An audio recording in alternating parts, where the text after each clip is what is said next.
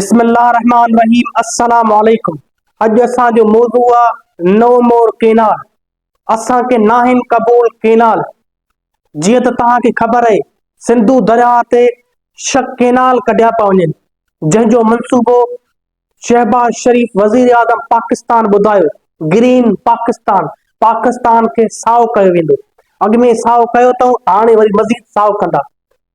जंहिं सिंधु दरिया में 6 केनाल कढिया पिया वञनि, उन 6 केनालनि ते पूरी सिंध एहतजाज करे रही आहे ऐं उनखे झुटलाए रही आहे ऐं चई रही आहे असांखे मज़ीद कोई केनाल ऐं डेम नथा घुर्जनि।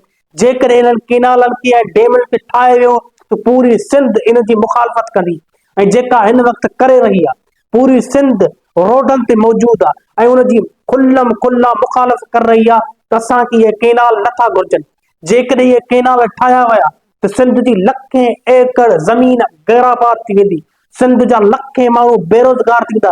सिंध जा लखें माण्हू प्यासा ऐं बुखिया मरी वेंदा।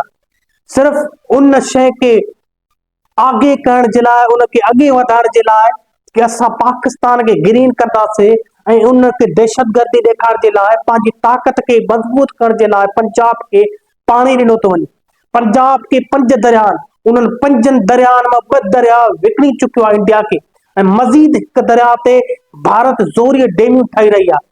हिकु दरिया जेको उनखे चंद पाणी ॾींदो आहे, जंहिंसां उहो पंजाब सुठो ऐं खुशहाल आहे। लेकिन मज़ीद हिननि खे सिंधु दरिया मां मज़ीद 6 केनाल कढणा ऐं पूरी सिंध खे सुकाइणो आहे। पहिरियों ख़ैबर पख्तूनख्वा खे उजाड़े आया, वरी बलोचिस्तान खे उजाड़े आया। हिन वक़्तु हाणे वारो आहे सिंध जो। ये सिंध खे गैराबाद करे उन्हनि जी ॿनियुनि ते स्कीमियूं ठाहे करे, उन्हनि जी ॿनियुनि ते वॾा वॾा प्लाज़ा ऐं वॾा वॾा सोसाइटी ठाहे करे सिंध खे इहो इनाम ॾींदा।